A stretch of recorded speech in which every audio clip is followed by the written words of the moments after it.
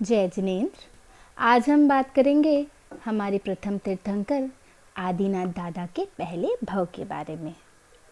ऐसे तो प्रभु के अनंत भव हुए हैं, पर लेकिन तीर्थंकर प्रभु के भवों की गिनती वहीं से शुरू होती है जहाँ से उन्हें सम्यक दर्शन प्राप्त होता है।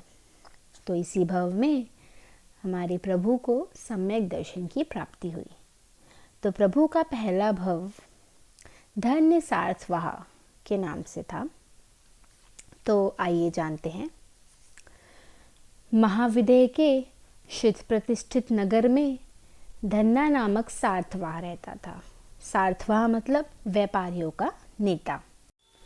एक बार धन्य सेठ ने व्यापार के लिए विदेश जाने का सोचा।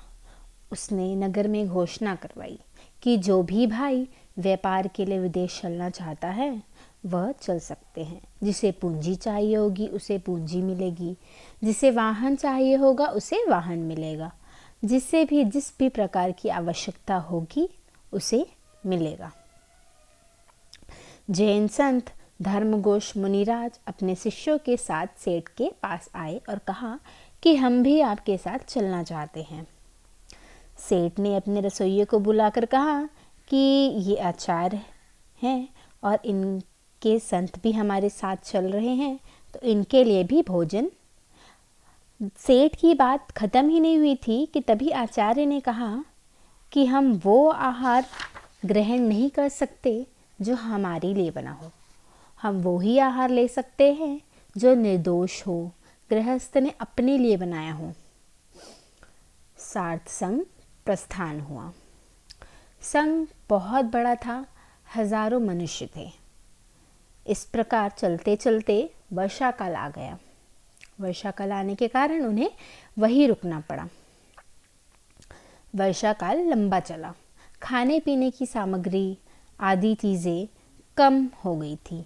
तो अचानक सेठ को याद आया कि मेरे साथ तो आचार्य भी आए हैं। मैंने आज तक उनसे पूछा ही नहीं कि उन्हें किस चीज़ की आवश्यकता है। वह अगली सुबह आचार्य के पास गया और माफ़ी मांगी कि मैंने तो आपकी सेवा करने का वचन दिया था और आज तक दर्शन भी नहीं किया। तो आचार्य कहते हैं कि सेठ जी, ऐसी बात नहीं है। आपने जंगली पशुओं से, चोरों से हमारी रक्षा की है और संघ के लोग तो हमें आहार आदि दे ही देते हैं। तो सेठ के मन में आया कि इतने बड़े आचार्य हैं, फिर भी मेरी इतनी बड़ी गलती के बाद भी मुझे माफ़ कर दिया। सेठ के मन में आचार्य के प्रति श्रद्धा भाव जगा, अहोभाव जगा। उसने आचार्य से विनती की कि मुझे आहार दान का लाभ दे प्रभु, लाभ दे। तो जब मुनिराज भोजनशाला में गोचरी के लिए पधारे तो तुरंत ही सेठ भी वहाँ पहुँच गए। पर देखा कि वहाँ पे कुछ भी नहीं था, सिर्फ और सिर्फ घी के घड़े थे। तो उसने घी मुनिराज के पात्रे में डाला और इतने शुभ भावों से, इतने अहोभाव से घी वराया कि अहो, मेरा जीवन तो धन्य हो गया। और इसी पवित्र भावना के साथ सेठ के जीव को उसी समय सम्यक दर्शन की प्राप्ति हुई। सम्यक दर्शन मुक्ति की पहली सीढ़ी होती है। सेठ बहुत ही आनंदित हुआ। उसने ऐसा आनंद कभी अनुभव ही नहीं किया था। तो समय चला। इस प्रकार संघ वसंतपुर की ओर आगे बढ़ा। आचार्य श्री ने सेठ को सूचित किया और विहार किया और पूरे संघ ने वसंतपुर पहुंचकर खूब अच्छा व्यापार किया और वापस अपने नगर आए।